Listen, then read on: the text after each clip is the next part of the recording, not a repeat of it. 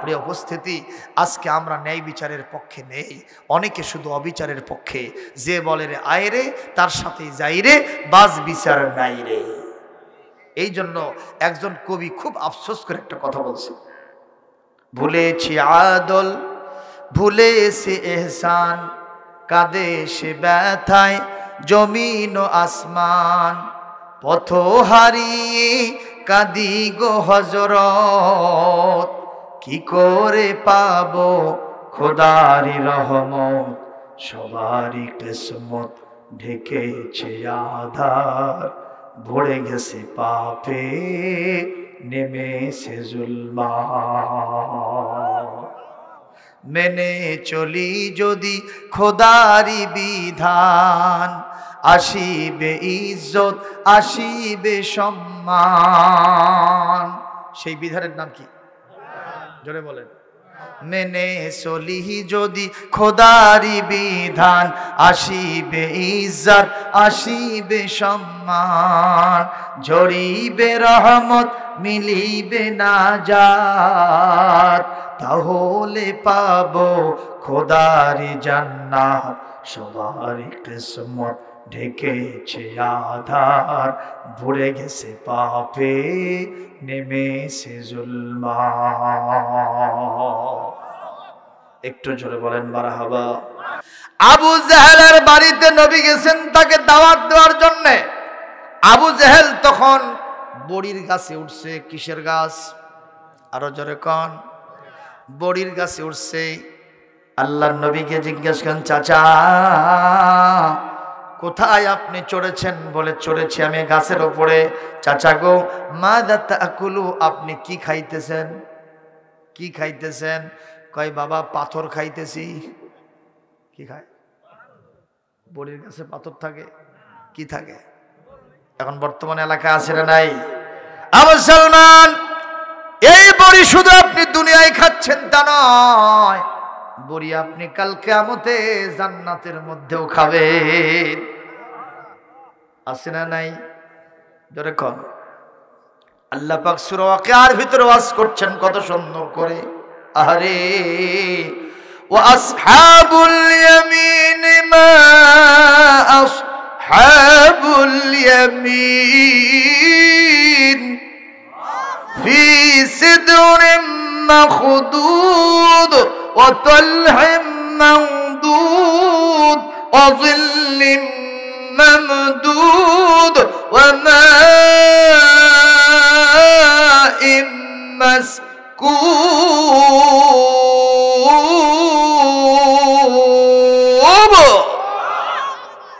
আল্লাহ পাক বলেন, জান্নাতের মধ্যে যখন যাইবা সেখানে কাঁটাবিহীন বদারিকা বৃক্ষ, অর্থাৎ সেখানে বড়ই ফল খাইবা, সেখানে কাঁটার আঘাত সহ্য করা লাগবে না। শত শত টাকা দিয়া কেজি ভাও কেনা লাগবে না। দাবি করতে দেরি হবে, মনের মধ্যে উদয় হতে দেরি হবে। তোমার কাছে বড় বড় সুন্দর বিভিন্ন জাতীয় ফলগুলা, ওই আপেল ফল, এই আপেল কুল, এই বড়িগুলা দেশি বল, দেশি কুল আর বাহিরের কুল যা বলো, তোমার বলতে দেরি হবে, তোমার কাছে হাজির করে দিবেন কে? এরপরে তলহেম মামদুদ।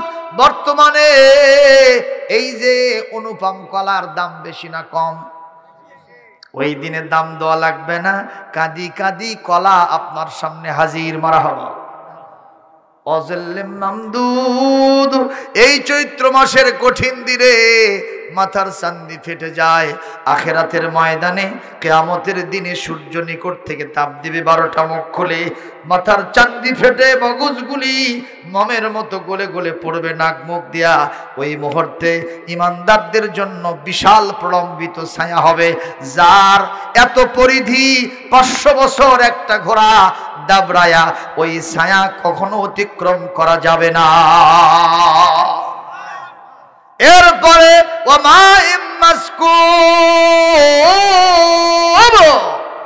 সেখানে আপনার জন্য পান পাত্র থাকবে, আপনি ইচ্ছা মতো হাউজে কাউসারের পানি, জান্নাতের সিপিয়াটা রাহিকিম মাখতুম, ইউসকাউনা মির রাহিকিম মাখতুম, আপনাকে সিপিয়াটা বোতল থেকে, এই রকম ইনটেক বোতল থেকে আপনাকে পানি পান করায়া দিবেন কে?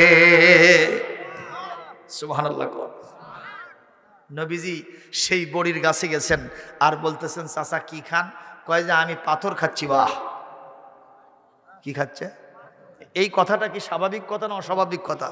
নবীর প্রতি ভালোবাসার অংশ এটা? কথা কন না কেন? একজন লোক ভাত খাচ্ছে, আপনি যদি সেখানে যে বলেন চাচা কি খান, সে যদি কয় বা ছাই খাচ্ছি রে, তাহলে আপনার প্রতি তার ভালোবাসা আছে? মানে নবীর প্রতি ক্রিটিসাইজ করে বলতেছে যে আমি পাথর খাচ্ছি। রাসূলুল্লাহ বললেন, চাচা পাথর কি কখনো খাওয়া যায়? আর গাছে কি পাথর ধরে? কয় তোর মতো একটা খারাপ মানুষের জন্য যেখানে এসে উপস্থিত হয় সেই মানুষ সেখানে থাকলে বড়িটাও পাথর হয়ে যায়। মানে বিশ্ব নবীকে খারাপ বলতেছে। নবীজি বললেন, চাচা আসছিলাম মহৎ উদ্দেশ্য নিয়ে, কলিজায় বড় ব্যথা দিলেন। চাচা আপনি যেটা বলেছেন আল্লাহ যেন সেটাই কবুল করেন। জোরে করে আল্লাহু আকবার। আবু জেহেল আস্তে করে ওপর দিকে তাকায়, দেখে ওর বড়ির গাছে যতগুলো বড়ি ছিল সব পাথরে পরিণত করে দিয়েছেন কে? একটু জোরে করে আল্লাহু আকবার, আরো জোরে করে আল্লাহু আকবার। ভাইরা আমার কষ্ট হচ্ছে। আমার নবীজি সাল্লাল্লাহু আলাইহি ওয়াসাল্লাম এই পৃথিবীতে মুজিজা নিয়ে এসেছিলেন ৩৫০০। এই যে যেগুলোর কথা বললাম এগুলো হলো ছোট ছোট সুগরা মুজিজা আর কুবরা মুজিজা। সবচেয়ে শ্রেষ্ঠ মুজিজার নাম কি বলবো? সবচেয়ে শ্রেষ্ঠ মুজিজার নাম আওয়াজ দিয়ে সবাই বলেন, নামটা কি? ছোটগুলো গেছে কিন্তু বড়টা এখনো আছে না নাই? আল্লাহু আকবার। বিশ্বের সব নবীগণ ইন্নাল্লাযীনা সাবাকাত লাহুম মিন্নাল হুসনা উলাইকা আনহা মুবাদুন। পৃথিবীর সব নবীগণ বিদায় হয়ে গেছেন, সাথে সাথে মুজিজাগুলোও চলে গেছে। আমার নবী আজ থেকে ১৫০০ বছর আগে জমিন থেকে বিদায় হয়ে গেছেন, ইন্তেকাল ফরমায়েছেন, ওফাত পেয়েছেন, মদিনার পাক রওজায় শুয়ে আছেন। বলেন তো নবীর শ্রেষ্ঠ মুজিজা এখনো আছে না নাই? এমনকি নবীর যারা খাঁটি উম্মত তারা যদি ওলিউল্লাহ হতে পারে, এখনো তাদের কারামতের দরজা খুলে রেখেছেন কে? ওলিদের কারামত আছে না? কথা কন না কেন? আমরা তো খালি জিন্দা পীর মুর্দা পীর এগুলো নিয়েই ব্যস্ত, ঠিক না বেঠিক? কিন্তু আসল পীর কোনগুলা এগুলো আমরা খুঁজে পাই নাই এখনো। একজন পীর ছিলেন, আমি আপনাদেরকে তাদের নাম বললে আপনারা অনেকে মন খারাপ করবেন, আমি বলবো না, কিন্তু উনি তাফসীরের জগতে বড় হুজুর ছিলেন। কি হুজুর? এখনো নাম আবার কল লাগবে। তাফসীরের জগতে কি হুজুর? আজ 12 বছর ধরে তিনি কারান্তরীণ। কোনো অপরাধ নাই, একটাই অপরাধ, এই কোরআনের আসল কথা মানুষের সামনে প্রকাশ করা। কতক্ষণ কারণ উচিত করা করলে দোস্ত বেদার বাবা তুমি নৌকর থেকে নামো। কতক্ষণ আপনারা বলবেন যে হুজুর কি কারামত তার হলো? উনি বলতেছেন যে আমার মনের ইচ্ছা ছিল, বহুবার কাবায় গিয়েছি, একটা কথাই শুধু বলতেছে, বহুবার কাবায় গিয়েছি কিন্তু কাবার ভেতরে কি আছে দেখতে পারি নাই। আল্লাহর কাছে চাইলাম। কার কাছে? ও আল্লাহ, কত রাজা বাদশারা দেখি আমার চোখের সামনে দিয়ে কাবায় ঢোকে আর বের হয়। ও আল্লাহ, তুমি কি একটু সুযোগ দিবা না? আল্লাহর কাছে কেঁদেছিলাম। একসময় ইরাক আর কুয়েতে যুদ্ধ লাগলো, পৃথিবী থেকে ৬০০ আলেম সৌদি আরব ডাকলো, বাংলাদেশ থেকে নিল ৬ জন। কয়জন? ওই ৬ জনের মধ্যে আমার নামটাও সেখানে আছে। ওই বড় হুজুর বলতেছে ওখানে আমার নামটাও আছে। উনি বলতেছেন আমি টিকিটটা পাওয়ার পর থেকে আমার মনের কামনা, আল্লাহ কিছুই চাই না, কাবার মধ্যে যেতে চাই। আল্লাহু আকবার জোরে কোন। উনি বলতেছেন আমি যখন প্লেনে বসলাম ওই একই ধান্দা আমার, একই চিন্তা আল্লাহর কাছে। এয়ারপোর্টে যখন নামলাম, রাষ্ট্রীয় অতিথি ভবনে চলে গেলাম, আমাদের হাতে একটা মেনু আসলো, ব্যাগ অ্যান্ড ব্যাগেজ আসলো, অনেকগুলো জিনিসপত্র পাইলাম, আতর পাইলাম, বই পুস্তক পাইলাম, আবা পাইলাম, কাবার ওই সুন্দর গেলাপের কাপড়টাও পাইলাম। মারহাবা কোন। এমনকি দেখলাম একটা সুন্দর মেনু, তার মধ্যে লেখা আছে আগামীকাল আল্লাহর কাবার মেহমানদের জন্য সকাল 7:30টার সময় আল্লাহর কাবার দরওয়াজা খুলে দেওয়া হবে। আল্লাহর ওলি বলতেছেন, সারা রাত আমার চোখে কোনো ঘুম নেই, গোসল করে পবিত্র কাপড় পরে সারাদিন সারা রাত কাবা তওয়াফ করতে থাকলাম। আর কখন আসবে সেই সকাল 7:30টা, ওইটার জন্য আমি ইন্তজার করতে থাকলাম। আর ইতিমধ্যেই সকাল 7:30টা বেজে গেল, কাবার দরওয়াজাটা আমাদের জন্য খুলে গেল। একটা সিঁড়ি আসলো, ওই সিঁড়ির দিয়ে ওপর দিয়ে উঠে আল্লাহর কাবার মধ্যে ঢুকে আমার আল্লাহর সাথে মিলে গেলাম। তাহলে বলেন তো, এটা কি ওলিদের কারামত নয়? কথা কয় না, কারামত না? কারামত নয়? ও মুসলমান ভাইরা, এমন কিছু ওলি আছে বাংলাদেশের থেকে কাবার কুত্ত খেদায়, আছে না নাই? কোন তো পীর সাহেবের সাগরাত মুরিদ এসে বলতেছে, হুজুর হে হেই করেন কে? কয় বাবা, আমি এখান থেকে চোখ বুঝে দেখলাম কাবা ঘরে কুত্ত ঢুকছে বাবা, আমি এর থেকে হেই হে করে তাড়িয়ে দিলাম। তো পীর সাহেব মনে করছে আমার পীর সাহেবের কারামত আছে, হতেও পারে, কিন্তু বউটা আবার খুব চালাক। কথা কয় না? বউ চিন্তা করলো যে আসলে পীর না খিরাক পরীক্ষা না করে ছাড়বো না। ভাত রান্ধতে দেশে, তরকারিটা দেশে ভাতের নিচে, ধরুন কার নিচে? ভাতের নিচে। ওই ভাত নিয়ে খালি এদিক তাকায় ওদিক তাকায়, ওট মুখ কামড়ায়, কিন্তু ভাত খায় না। মুরিদক বলছে আর বউ যায়, ক হুজুর ভাত খাক। হুজুর ভাত খান। কয় বাবা খালি খাওয়া যায়, তরকারি দেবেন না? পীর সাহেবের বউ করছে, তো হুজুরক দেরি করবে, আমি ঝাঁটা নিয়ে আসিচ্ছি। জোরকন কি? ঝাঁটা। ঝাঁটা নিয়ে এসে করছে, তুমি এখান থেকে মক্কার ঘরের কুত্ত খেদাও, ভাতের নিচে তরকারি পাও না, তুমি ভণ্ডামির জায়গা পাও না, বাড়াবাড়ির থেকে। জোরকন ঠিক কিনা? এরকম ভণ্ড আছে না নাই? আল্লাহর খাঁটি ওলিরা এখনো জমিনে আছে, যাদেরকে দেখলে চেনা যায়। কথা কন না কেন? উক্কাশা দাঁড়ায় আছেন, হুজুর আমি ওই পান্তিটা চাই, মনে আছে না নাই? কন ওই পান্তিটা চাই যেইটা আপনি আমাকে আঘাত দিয়ে কষ্ট দিয়েছিলেন। আল্লাহর নবী তার হাতে থাকা ছড়িটা, লাঠিটা উক্কাশার হাতে দিলেন। উক্কাশা আদ্যপান্ত পরীক্ষা নিরীক্ষা করে দেখতেছেন, হুজুর এই ছড়িটা, এই পান্টিটা, এই লাঠিটা যেই দিন আপনি আঘাত দিয়েছিলেন সেটার সাথে কোনো মিল নাই। যদি 100% প্রতিশোধ ন্যায় বিচার কায়েম করতে দেন, ওই দিনের ছড়িটাই আমার হাতে দিতে হবে। জোরে কোন আল্লাহু আকবার। বিশ্বনবী বললেন, আমার আল্লাহ বলেন, আল্লাহ পাক নিজে বলেছেন, আহারে ওয়াল মিজানা লিয়াকুমান নাসু বিল কিসত। আল্লাহ আমাকে ন্যায় বিচার প্রতিষ্ঠার জন্য পৃথিবীতে পাঠাইছেন। সুতরাং তুমি আমাকে যতই শর্ত দাও না কেন, শর্তের বেড়াজালে আবদ্ধ করো না কেন, আমাকে তুমি ন্যায় বিচার কায়েম করতে এতটুকুন পিছু পা হতে দেখবা না। আমি ন্যায় বিচার কায়েম করেই ছাড়ব। সত্যি বলেছো, এই ছড়িটা, এই পান্টিটা সেই দিনকেরটা নয়, এটা আলাদা। বাবা একটু দেরি করো। হযরতে বেলালকে হুজুর ডাকলেন। কাকে ডেকে বললেন, বেলাল তাআল হুডা। হযরতে বেলাল আসতেছেন আর দরদর করে চোখ থেকে পানি পড়তেছে, কারণ রাসূলুল্লাহর জীবনে, রাসূলুল্লাহর জন্য জীবনের সবকিছু ত্যাগ করেছেন হযরতে বেলাল। সুবহানাল্লাহ। হযরতে বেলাল আসলেন।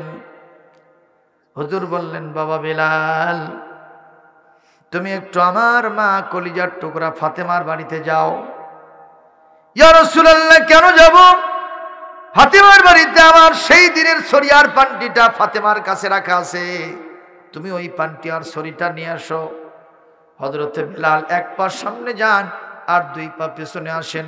এমন একটা পান্টি, এমন একটা সরি আমি বহন করব, যেই সরিয়ার পান্টি দিয়ে বিশ্বনবীর গায়ে আঘাত দেবে ওই উক্কাসা। আমি এই সরি বহন করার চাইতে আমার আগেই মৌত হয়ে যাওয়া ভালো। এটা চোখের সামনে আমি কখনো দেখতে পাবো না। এক পা যান আবার দুই পা পিছে আসেন। বিশ্বনবী বললেন, উক্কাসা এরকম করছ কি? বলে, বিলাল এরকম কেন করছো? আমি বুঝতে পেরেছি তোমার মানসিক অবস্থা, তবে জেনে রাখো আল্লাহ রসুলের আনুগত্য শুধু ভালো কাজে করলে হবে না, যেটা পছন্দ হবে সেটাও করতে হবে, যেটা পছন্দ হবে না সেই আনুগত্যও করতে হবে। নির্দেশ কার? বেলাল, তুমি যদি ওই পান্টিটা বহন করে নিয়ে আসো, এর মাধ্যমে তোমার শ্রেষ্ঠ আনুগত্যের পরিচয় বহন করবে। সুবহানাল্লাহ। বেলাল কাঁদতে কাঁদতে গেলেন ফাতেমার বাড়িতে। কষ্ট হচ্ছে ভাইজান? দরজায় টক দিয়েছে, নক করেছে। ভেতর থেকে খাতুনে জান্নাত আওয়াজ দিলেন আস্তে করে, কে? আমাদের মহিলাদের মতো জোরে ঝাঁঝালো কণ্ঠে না, আমাদের মহিলারা আছে না নেই করো। এমনকি আপনাদের এলাকায় কি তা জানি না, আমাদের এলাকায় মহিলারা স্বামীকে পর্যন্ত নাম ধরে ডাকে। আপনাদের এখানে ডাকে ভাই? ডাকে। আমাদের এলাকায় এক মহিলা তার স্বামীকে ডাকতেছে, এ জালাল, এ জালাল রে। মানে ওর স্বামীর নাম হলো জালাল। তো জালাল আর বন্ধুকের সাথে গল্প করতেছিল। এক বন্ধু বলতেছে, কে ডাকে রে, তোর মাও নাকি? হ্যাঁ, এই কথা বলাও সারা জালাল, ওই কথা বলাও সারা জালাল আর মুখত জিবাত কামড় খাওয়া সারা। বন্ধু বলতেছে, জিবাত কামড় খালুকে? কয়, ভাই এই মহিলাটা আমার মা হয়। কে হয় তোর? বলে, ওটা আমার বউ হয় রে। তে বউ হয়তো তোর নাম ধরে ডাকলো কে? কয়, ভাই বলিস না, এটা 14ই ফেব্রুয়ারির ভালোবাসা দিবসের লাভ ম্যারিজ। জোরকান কি ম্যারিজ? কি হাবিব ভাই? লাভ ম্যারিজ। এই লাভ ম্যারিজের ফল। আমি ওর নাম ধরে ডাকি, ওই আমার নাম ধরে ডাকি, এমনকি মাঝে মধ্যে কানও ধরে ভাই। জোরকান নাউজুবিল্লাহ। আমি তখন এই কথা শুনে বললাম, এটা তো আসলে লাভ ম্যারিজ নয়, এটা হলো লাভ মরিচ। মরিচের ঝাল আছে না নাই? এখন আবার পেঁয়াজের ঝাল আছে না নাই? এ কথা কন না কেন? এখন আবার তেলের ঝাঁজ আছে না নাই? এ বেশি না কম? আরো কিসের ঝাঁজ? ধরে কোন ঝাঁজ আছে না নাই? কবি বলছে, ও দেশের ভাই রে হে, বল না কোথায় যাই রে, একটু শান্তি বলো কোথায় গিয়ে পাই রে। ও দেশের ভাই রে হে, বল না কোথায় যাই রে, একটু শান্তি বলো কোথায় গিয়ে পাই রে। পানির কলে পানি নাই, তাতে কি আসে যায়, বিদ্যুতের খবর নাই, তাতে কি আসে যায়? কথা কয় না? বিদ্যুতের খবর নাই, তাতে কি আসে যায়, পানির কলে পানি নাই, উন্নতির জোয়ার বয়, উন্নতির জোয়ার বয়। সেই জোয়ারে ভাসতে ভাসতে, সেই জোয়ারে ভাসতে ভাসতে দেশ গেল গোল্লাই রে। ও দেশের ভাই রে হে, বল না কোথায় যাই রে, একটু শান্তি বলো কোথায় গিয়ে পাই রে। কথা কয় না? কথা কয় না? হ্যাঁ, এই সমাজে সবকিছু আছে, কিন্তু আসল জিনিসটাই নাই। ঠিক না বেঠিক বলেন? আহারে, অস্ত্রের মহড়া আছে, সন্ত্রাসীদের আড্ডা আছে। কথা কয় না কেন? বিচারপতির বিচার আছে, বিচারপতির বেতন আছে, বিচার কোথাও নাই রে। ও দেশের ভাই রে, বল না কোথায় যাই রে, একটু শান্তি বলো কোথায় গিয়ে পাই রে। তাই বলে কিছুই নাই তা বুঝবেন না, আছে কি?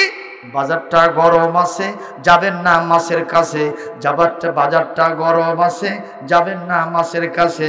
পেঁয়াজের ঝাঁজ আছে, মরিচের ঝাল বেড়েছে, বাজারের আগুনেতে, বাজারের গরমেতে পুড়ে হবি সাই রে। ও দেশের ভাই রে হে, বল না কোথায় যাই রে, একটু শান্তি বলো কোথায় গিয়ে পাই রে। এ কথা কোন ঠিক না বেঠে? আমরা স্পষ্ট বলতে চাই, যত তন্ত্র হোক, মন্ত্র হোক, মতবাদ হোক, ইজাম হোক, রাজনৈতিক দল হোক, থাকতে পারে, শান্তি হবে না, হবে না, হবে না যতক্ষণ পর্যন্ত কোরআনের শাসন কায়েম না হবে। জোরে বলতে হবে কথা, ঠিক কিনা? আপনারা কি কোরআনের শাসন চান? কারা কারা চান দুহাত তুলে আল্লাহকে দেখা। লিল্লাহে তাকবীর, লিল্লাহে তাকবীর। বলেন, এই কোরআনের শাসন কি খালি আমার না আপনাদেরও? এই কোরআন সব দলের না? আওয়ামী লীগ, বিএনপি, জাসদ, জাতীয় পার্টি, কথা কন না কেন? জাসদ, বাসদ, জাতীয় পার্টি, কৃষক, শ্রমিক, জনতা লীগ, কল্যাণ পার্টি, এগুলো যা যা আছে সবগুলোর জন্য কোরআন নাজিল করেছেন কে? সুতরাং আমার নিজের বাপ দাদার কথা বলি নাই, আমি বলেছি কোরআনের শাসনের কথা। জোরে বলতে হবে, ঠিক না ঠিক? তাতে কষ্টের কোনো পাওয়ার কোনো কারণ নাই। বিশ্বনবী হযরত বেলালকে বললেন, যাও তুমি গিয়া ওই ফাতেমার কাছ থেকে ছুরিটা নিয়ে এসো। ফাতেমাকে যে উনি বললেন, তোমার কাছে নাকি ছুরি আছে, ওইটা দিয়ে দাও, বিশ্বনবী আজকে ন্যায় বিচার কায়েম করবেন। খাতুনে জান্নাত বললেন, আজকে এই আব্বাজানের বিদায়ী ভাষণের দিনে কে আছে এরকম যে আমার নবীর পাজরে আঘাত দিয়ে প্রতিশোধ দেবে, ন্যায় বিচার কায়েমের জন্য প্রত্যাশা করে? ও তো দুনিয়া আখিরাতে সবার আছে, ঠিক না ঠিক? হযরত বেলাল এই ছুরিটা নিয়ে আসলেন। যখন ছুরিটা নিয়ে তিনি রাস্তার ভিতরে এসেছেন, সর্বপ্রথম হযরতে আবু বকর, ওমর, ওসমান, আলী রাদিয়াল্লাহু তাআলা আলাইহিম আজমাইন, তারা গিয়া উক্কাশাকে যার পর নাই কঠিন ভাবে ধরেছে। উক্কাশা এই ছুরি বিশ্ব নবীর হাতে, ওই বেলালকে ধরেছেন, বেলাল রে এই ছুরি বিশ্ব নবীর হাতে দিতে দেব না, উক্কাশার হাতে দিব না, এই ছুরিটা তুমি আমাদের হাতে দাও, আমরা উক্কাশার হাতে দেব। উক্কাশা নিজের হাত দিয়া এই ছুরি দিয়ে আমাদের গায়ে আঘাত দিয়ে প্রতিশোধ নেবে, কিন্তু বিদায়ের মুহূর্তে নবীজির পাজরে আঘাত দেবে, এটা আমরা চেয়ে দেখতে পারবো না। এটা ভালোবাসা, যারা বলুন ঠিক দেবে ঠিক। এরকম ভালোবাসা আমাদের আছে? নবীর সুন্নত গুলো বিদায় হয়ে যায়, মুসলমান খালি নাকে তেল দিয়ে ঘুমায়। কথা কোন ভাইরা আমার? আল্লাহর নবী এই দৃশ্য দেখে আবু বকর, ওসমান, আলী রাদিয়াল্লাহু তাআলা আলাইহিম আজমাইনকে বললেন, খবরদার বেলালের রাস্তা কখনো বন্ধ করবা না, আমি ন্যায় বিচার কায়েম করব, এই পথে তোমরা কেউ বাধা দিতে পারবা না। আল্লাহু আকবার, জোরে বলেন। এই মুহূর্তে হযরত বেলাল রাদিয়াল্লাহু তাআলা আনহু বীর দর্পে এসে বিশ্ব নবীর হাতে যেই না এই ছুরিটা দিতে চান, সর্বশেষে হযরত ইমাম হাসান আর হুসাইন সিবতু রাসূলুল্লাহ সাল্লাল্লাহু আলাইহি ওয়াসাল্লাম দুই ভাই এসে বেলালকে জড়িয়ে ধরে বলে, চাচাজি এই ছুরি আমাদের হাতে দিবেন, যেই নবীজি, যেই নানাজি কোলে কাখে আমাদেরকে মানুষ করেছেন, সেই নানাজিকে আমাদের চোখের সামনে এই ছুরি দিয়ে উক্কাশে আঘাত দিয়ে কষ্ট দেবে, আমরা নাতিরা বেঁচে থাকতে এই দৃশ্য কখনো মেনে নিতে পারবো না। জোরে কোন মারহাবা। ভাইরা আমার, এক পর্যায়ে বিশ্ব নবী সাল্লাল্লাহু আলাইহি সাল্লাম বললেন, হাসান হুসাইন রে, তোমরা যে ভালোবাসা দেখাইছো, তোমরা যে আমার প্রতি মহব্বত দেখাইছো, দ্যাটস এনাফ, কাফা, এটাই যথেষ্ট হয়ে গেছে। আমি রাসূল নিজে বলছি, শোনো, আল হাসান আল হুসাইন সাইয়্যিদা শাবাবি আহলিল জান্নাহ। এই ভালোবাসা দেখানোর জন্য কাল কিয়ামতে যুবকদেরকে আল্লাহ পাক তোমাদেরকে জান্নাতে যাওয়ার জন্য নেতৃত্ব দিয়ে দিবে। হাসান হুসাইন কাল কিয়ামতে জান্নাতে যুবকদের সর্দার হবে। সুবহানাল্লাহ। হাদিসে আসছে, জান্নাতে যারা যাবে তারা এরকম বুড়া মানুষ হবে না, চুল পাকা দাড়ি পাকা হবে না, 80 বছর 90 বছর হবে না, তাদের প্রত্যেকের বয়স হবে 33 বছর। তার মানে সবাই যুবক আর যুবতী। সুবহানাল্লাহ বলবেন না? হাসান হোসেন যুবকদের সর্দার হবে, মানে সকল জান্নাতীদের সর্দার হবে। আরো জোরে বলেন, আরো জোরে বলে। কত বড় মর্যাদা! সেই হোসাইনকে মারল কে? এ কথা কোনটা কে মারলো? ওই সময় হোসাইনের পক্ষে কেউ ছিল না, কিন্তু আজকে ১৫০০ বছর পার হয়ে গেছে, এখন এজিদের পক্ষের লোক আছে? কথা বল। আমি একালাই গিয়ে ঘোষণা দিছিলাম, কোন হিন্দু যদি তার ছেলের নাম এজিদ রাখে আমি ১০,০০০ টাকা পুরস্কার দেব। ওই হিন্দু কয়, হুজুর শুনেছি আপনাদের ধর্মের অভিশপ্ত মানুষ, আমি হিন্দু হলে কি হবে, আমার বেটার নাম রাখবো না, ১ কোটি টাকা দিলেও তা আমি এটা পছন্দ করবো না। মারহাবা কর। তাহলে এখন এজিদের পক্ষে কেউ নাই, সবগুলো আমরা কার পক্ষে? জোরে বলেন না কেন? হোসাইনের পক্ষে। টুডে আর টুমরো, আজ হোক কাল হোক, ওই এজিদের ভূমিকায় গোটা পৃথিবীতে যিনি যেখানে অবতীর্ণ হয়েছেন, কাল কালান্তরে তাদের নাম নিশানা মুছে যাবে। ইমাম হুসাইনের মতো আল্লাহর ওলিদের পক্ষে গোটা বিশ্ব এসে যাবে। ঠিক না ঠিক? ইতিহাসের ধারা, যুক্তিসঙ্গত কথা। ঠিক না ঠিক? ভাইরা আমার, আল্লাহর নবী হাসান হুসাইনকে সরায় দিয়া ছড়িটা হাতের মধ্যে নিলেন, উক্কাশার হাতে দিলেন। উক্কাশা, দেখো তো ছড়িটা পাইছো নাকি, আসল ছড়ি কিনা, পান্টি কিনা? উক্কাশা অত্যপান্ত পর্যবেক্ষণ করে বলে, ইয়া রাসূলুল্লাহ, এই মুহূর্তে ওই দিনকার ছড়িটা আমি পেয়ে গেছি, কিন্তু আমার যে আরো শর্ত আছে। আরো কি আছে? আল্লাহু আকবার বলবেন না? কি শর্ত আছে বলো? বলি, ইয়া রাসূলুল্লাহ, ইয়া হাবিবাল্লাহ, যেই দিন আপনি আমাকে পান্টি দিয়ে আঘাত দিয়েছিলেন, ওই দিন আমার শরীরে পাতলা ফিনফিনা পোশাক ছিল, না থাকার মতোই, সুতরাং আমার গায়ে আঘাত লেগেছিল বেশি। ইয়া রাসূলুল্লাহ, ইয়া হাবিবাল্লাহ, আজকে যখন আপনি ছড়ি আমাকে দিয়েছেন পাইলাম, ভালো কথা, কিন্তু যদি 100% ন্যায় বিচার কায়েম করেন, ওই দিনের মতোই আপনার শরীরটা উন্মুক্ত করতে হবে, তাছাড়া ভালো মতো আঘাত দিয়ে প্রতিশোধ নেওয়া যাবে না। ইয়া রাসূলুল্লাহ, ইয়া হাবিবাল্লাহ, এইটা যদি করেন তারপরেই ন্যায় বিচার হবে, তাছাড়া অবিচার হবে, 16 আনা ন্যায় বিচার হবে না। এ কথা বলাও সারা বিশ্ব নবী বলতেছেন, শোনো, এই পৃথিবীতে আমি বিশ্ব নবী ন্যায় বিচার কায়েমের জন্য এসেছি, সুতরাং অবশ্যই যত তুমি শর্ত দাও না কেন, ন্যায় বিচার থেকে আমি কখনো এক চুল সরে যাব না, আমি তোমার এই শর্ত পূরণ করব। জোরে কম, আরো জোরে বলে। ভাইরা, কষ্ট হচ্ছে? খুব নজর করে কথা শোনেন। লক্ষাধিক সাহাবীর সামনে বিশ্বনবী এই মুহূর্তে নিজের শরীর থেকে তার সমস্ত জামা কাপড়গুলো প্রায় খুলে ফেলে, নবীজি এই মুহূর্তে একবারে পাতলা ফিনফিনা পোশাক পরে আছেন, না পরে থাকার মতোই। উদ্দেশ্য হলো নবীজি এখন ন্যায় বিচার কায়েম করবেন, কারণ ন্যায় বিচার কায়েম করার নির্দেশ দিয়েছেন কে?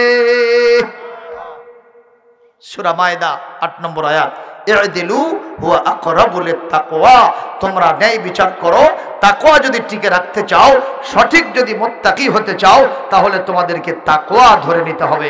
তাকওয়া ছাড়া কোনো উপায়, ন্যায় বিচার ছাড়া কোনো উপায় নাই। যেরকম সুবহানাল্লাহ, আর যেরকম সুবহানাল্লাহ।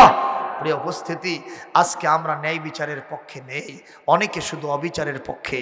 যে বলে রে আয় রে, তার সাথে যাই রে, বাজ বিচার নাই রে।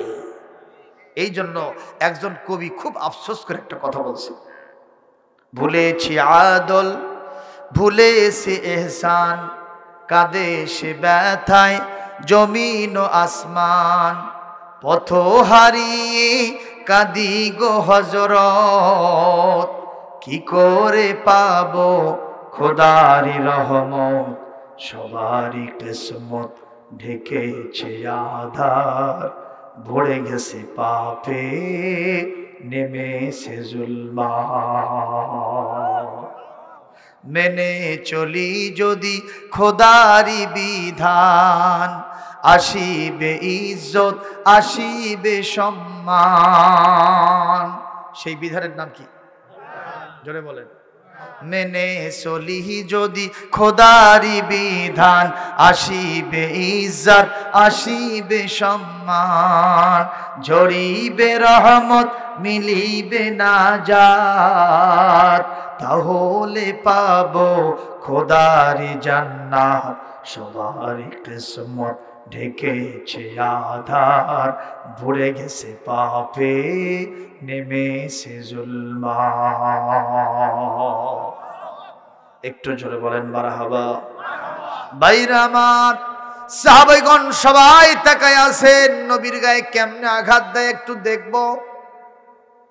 ফেরেশতা মণ্ডলী চেয়ে আছেন, সমস্ত সৃষ্টিরাজি চেয়ে আছেন নবীর গায়ে কেমনে আঘাত দেয় এটা দেখার জন্য। কিন্তু আসল ব্যাপারটা আমার আল্লাহ জানেন কিনা, আমার নবীও জানেন। আমার হাতে গড়া সাহাবী উক্কাশা অবশ্যই আমাকে আঘাত দেবে বলে মনে হয় না। একটা কিছু হবেই হবে। এই পৃথিবীর সকল সৃষ্টিরাজি কান্দে, রাসূলুল্লাহর হাতে গড়া সাহাবীরা সবাই কান্নার রোল ফেলে দিয়েছে। ইন দ্য মিন টাইম আমার নবীজি সাল্লাল্লাহু আলাইহি ওয়াসাল্লাম একেবারে দাঁড়িয়ে আছেন নাই বিচার কায়েম করার জন্য। হাজারো সাহাবীর সামনে উক্কাশা এক পা দু পা করে আমার নবীর সামনে হাজির হয়ে গিয়া নবীজির যখন একেবারে নিকট থেকে নিকটতর পৌঁছে গেছেন, আওলা লাকা ফাওলা সুম্মা আওলা লাকা ফাওলা আয়াহসাবুল ইনসানু আইয়ুতরাকা সুদা আলাম ইয়াকুন নুতফাতাম মিন মানিয়্যিন ইউমনা। আমার নবীর নিকটবর্তী হয়ে যাওয়ার পরে হাজারো সাহাবীর সামনে উক্কাশা তার হাতের ছড়িটা এইভাবে হুত্তি করে ফেলে দিয়া সোনার নবীর নবুয়তি চেহারাটা জাসাদ মোবারকটা শরীরের সাথে জড়িয়ে নিয়ে বলতেছে, ইয়া রাসূলুল্লাহ ইয়া হাবিবাল্লাহ, কিভাবে আপনি বুঝলেন আমি আপনার সাহাবী? আপনার সম্মানের জন্য, আপনাকে রক্ষার জন্য জান দিতে আমি প্রস্তুত ছিলাম, বাড়ি গাড়ি সব ছেড়েছি মাহবুব। আল্লাহ গো, আপনার নবীকে আমি কষ্ট দেব না সেটা আপনিও জানেন। ইয়া রাসূলুল্লাহ ইয়া হাবিবাল্লাহ, আপনি একদিন বলেছিলেন এই পৃথিবীতে আমার মোহরে নবুয়তে একটা বার যদি কেউ চুমা দিতে পারে আর আমার রহমতের শরীরের সাথে যদি কারো শরীরটার একবার ঘর্ষণ লাগে, আঘাত লাগে, একটু স্পর্শ লাগে, আল্লাহ পাক জাহান্নামের আগুন তার জন্য হারাম করে দিবেন। আজকে বিদায়ের মুহূর্তে জীবনে আপনাকে আর কোনোদিন পাবো কিনা গ্যারান্টি নাই।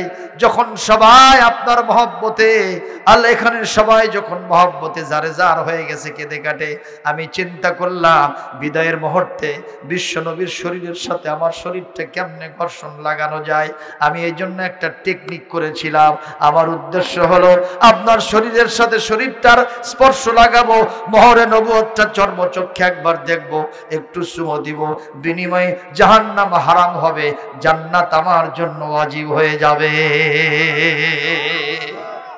লিল্লাহি তাকবীর, লিল্লাহি তাকবীর। কুল ইন কুনতুম তুহিব্বুনাল্লাহা ফাত্তাবিউনি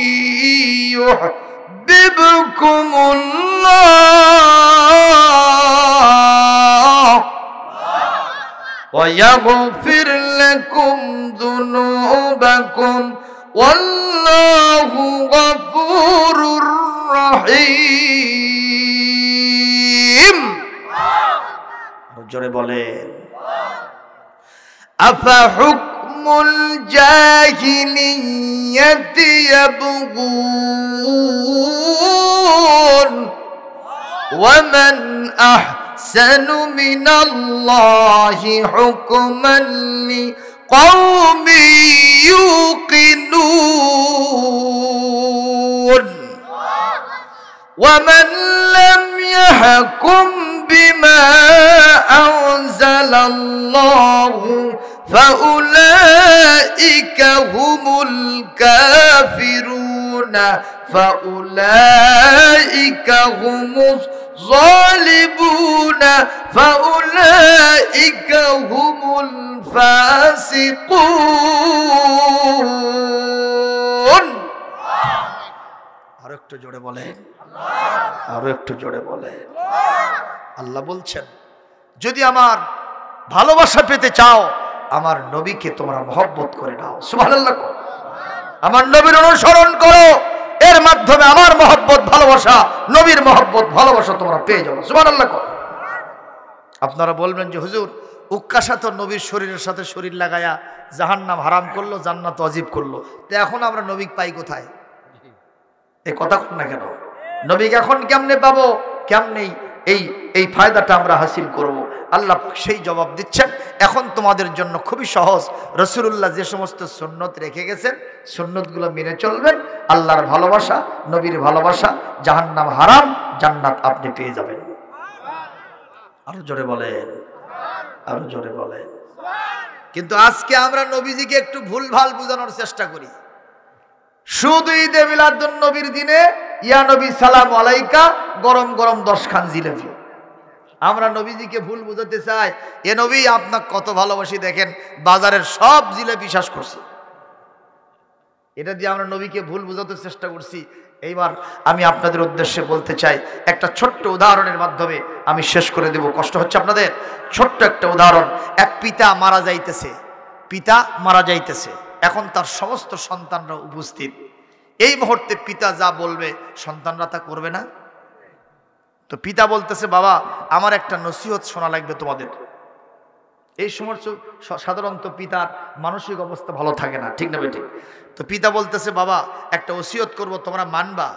ছেলেরা বলতেছে, পিতা আব্বা আপনি যা বলবেন জীবনের অন্তিম মুহূর্ত আমরা সব মেনে চলবো, তাতে জান দেওয়া লাগলে তাও রেডি। মারহাবা। এক মুহূর্তে পিতা বলতেছে, বাবা আমার ইন্তেকালের পরে তোমরা যেন কেউ বিয়ে শাদী করো না বাবা।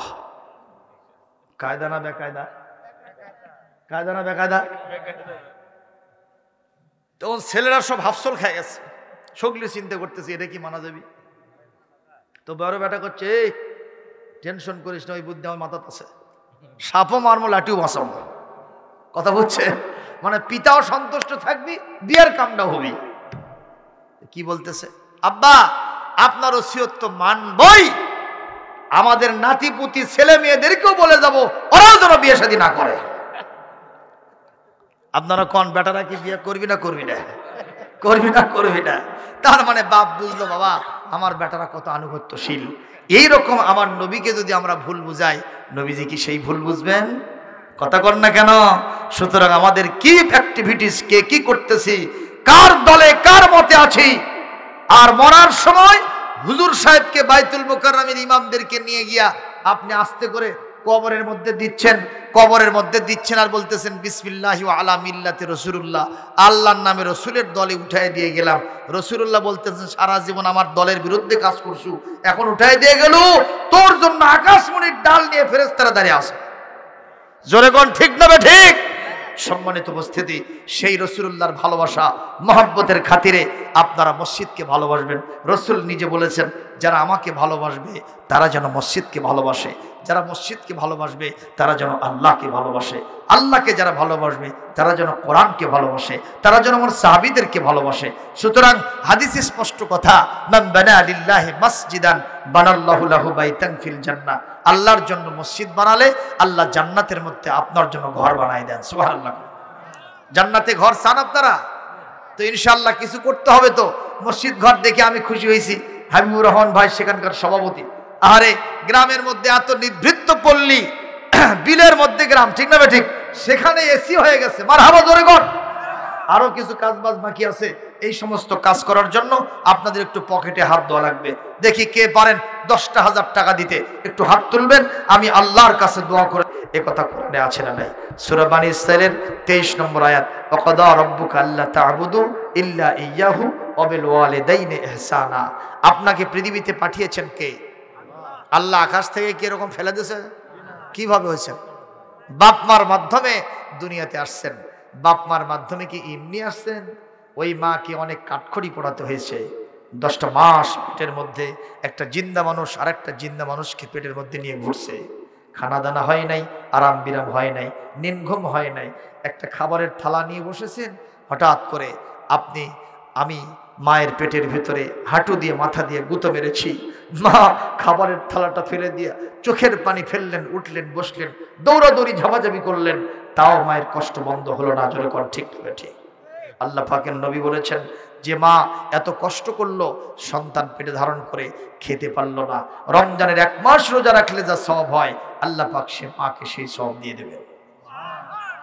রাতের বেলায় মার ঘুম হয় নাই, সারা রাত জেগে জেগে নফল ইবাদত করলে যত সওয়াব হয়, আমাকে আপনাকে পেটের ভিতরে নিয়ে মা যে বিনিদ্র রজনী যাপন করেছেন, আল্লাহ পাক সারা রাত জেগে নফল ইবাদতের সওয়াব মায়ের নামায় আমলে লিখে দেয়।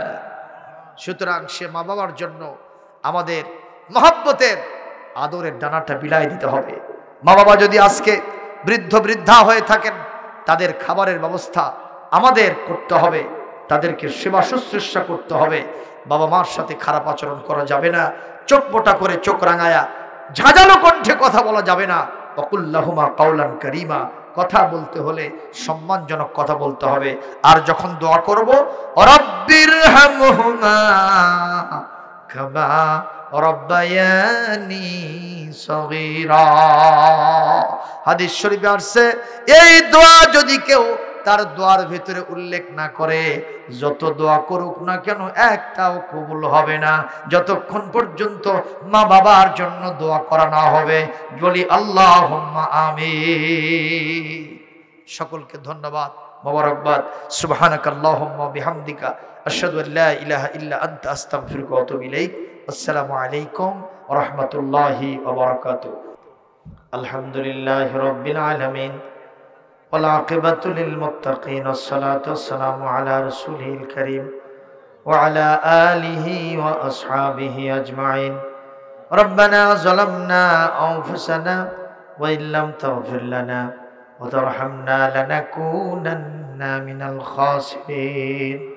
রব্বুল আলামিন বড় বারৈহাটি উত্তরপাড়া জামে মসজিদের উন্নতি কল্পে আয়োজিত মাহফিল, সন্ধ্যা থেকে রাত্রি এখন প্রায় 1টা বেজে গেছে। এতক্ষণ পর্যন্ত হযরত উলামায়ে কেরাম ওয়াজ করেছেন। আমি গুনাহগার নালায়েক 2 ঘন্টার উপরে আলোচনা করেছি। আজিমুশ শান দরবারে কবুল করে নেন। বাদাওলাতে আমাদের জীবনের সমস্ত গুনাহ খাতা মাফ করে দেন। আল্লাহ আজকের মাহফিলের যা সওয়াব দিবেন, দরুদ এবং সালাম বিশ্ব নবীজির রওজা মুবারকে পৌঁছায় দেন। तमाम दुनियार माटिर नीचे যত মুমিন মুমিনাত শুয়ে আছেন তাদের আরওয়ার পরে সওয়াব পৌঁছায় দেন।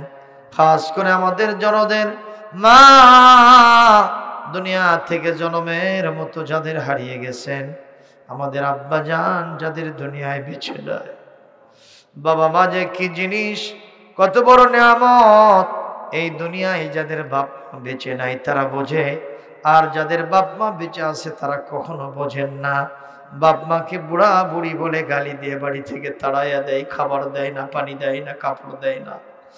আল্লাহ আমাদের বাপ মা যা করেছেন এগুলো বলে শেষ করা যাবে না। শুধু বলতে চাই, আমরা মানুষ বুকের চামড়া দিয়া যদি এক জোড়া জুতা বানায় দেই, ওনারা যা করেছেন ওনাদের ঋণ শোধ করা কখনো সম্ভব হবে না। শুধু দোয়া করি আপনার শেখানো ভাষায় সবাই পড়েন, রব্বির হামহুমা কামা রব্বায়ানি সগীরা। আল্লাহ বাপ মা যাদের বেঁচে আছেন হায়াত দারাজ করে দেন, অসুস্থতাকে শিফা আজেলা করে দেন। আমাদের দাদা দাদি, নানা নানি, ভাই বোন, আত্মীয় স্বজন, বিবি সন্তান আদি, শ্বশুর শাশুড়ি, নিকটতম দূরতম আত্মীয় স্বজন যারা কবরে গেছেন, আজকের সওয়াব মেহেরবানি করে তাদের আরওয়ার পরে পৌঁছায় দেন। আল্লাহ এলাকার বিভিন্ন পুকুর পাড়ে, বাজারে, গোরস্থানে হাজারো আহমদগণ শুয়ে আছেন, মেহেরবানি করে তাদের আরওয়ার পরে সওয়াব পৌঁছায় দেন। আজকের মাহফিল তাদের নাজাতের ওসিলা হিসেবে কবুল করেন। আজকের সম্মানিত সভাপতি আল্লাহ তাআলা আলহাজ আব্দুল মজিদ সাহেব, যিনি সাবেক ভাইস প্রিন্সিপাল ছিলেন চুয়াডাঙ্গা সরকারি কলেজের, আল্লাহ অত্যন্ত ভালো মানুষ। তার বাপ মা বেঁচে আছেন নাকি আমি জানি না। মেহেরবানি করে যারা বিদায় হয়ে গেছেন কবরে সওয়াব পৌঁছায় দেন, যারা বেঁচে আছেন হায়াত দারাজ করে দেন। আজকের মাহফিল উদ্যোক্তা মসজিদ কমিটির সভাপতি আমার হাবিবুর রহমান ভাই, আল্লাহ মেহেরবানি করে তার বাপ মার উপর রহমত নাজিল করেন, তার জীবনের উপর রহমত নাজিল করেন। আল্লাহ সুচারুরূপে মসজিদটাকে পরিচালনা করার তৌফিক তাকে দান করেন। আল্লাহ মসজিদের যাবতীয় খেদমতকে জান্নাতের ওসিলা হিসেবে মঞ্জুর করে নেন, কামাই রুজিতে বরকত দেন। আল্লাহ শরীফুল ইসলাম ইমাম সাহেব ভাইজান আমার, মেহেরবানি করে তাকেও কবুল করে নেন। এই মসজিদের ইমাম সাহেব, মুয়াজ্জিন সাহেব, খাদেম সাহেব, আল্লাহ মসজিদ কমিটিকে কবুল করেন, সম্মানিত মুসাল্লিদের কবুল করেন, মাহফিল কমিটিকে কবুল করেন। আমার ভাই মাদ্রাসার সুপার পাশে বসে অনেকক্ষণ ধরে ওয়াজ শুনলেন, আমার পিছনে একজন আলোচক আছেন, আল্লাহ দয়া করে সকলকে কবুল মঞ্জুর করে নেন। কাল কিয়ামতের কঠিন ময়দানে এই মাহফিলকে আমাদের সকলের জন্য নাজাতের ওসিলা বানান। যত মানুষ মাহফিলের জন্য পরিশ্রম করেছেন, টাকা পয়সা বুদ্ধি পরামর্শ দিয়েছেন, মা বোনদের উপর রহমত নাজিল করেন। আল্লাহ মা বোনদের জীবনের গুনাহ খাতা মাফ করেন, নিঃসন্তানীকে সন্তান দেন, স্বামীর সংসারকে সুখময় আনন্দময় করে দেন। আল্লাহ এই আশা নিয়ে হাত নামালাম যে আজকের দোয়া আপনি শুনেছেন এবং কবুল করে আমাদের ধন্য করেছেন। রব্বানা তাকাব্বাল মিন্না ইন্নাকা আনতাস সামিউল আলিম ওয়া তুব আলাইনা ইন্নাকা আনতাত তাওয়াবুর রহিম। সুবহান রাব্বিকা রাব্বিল ইজ্জাতি আম্মা ইয়াসিফুন ওয়া সালামুন আলাল মুরসালিন আলহামদুলিল্লাহি রাব্বিল আলামিন। ওয়াজআল আখিরা কালামিনা ইনদাল মাউতি লা ইলাহা ইল্লাল্লাহু মুহাম্মাদুর রাসূলুল্লাহ।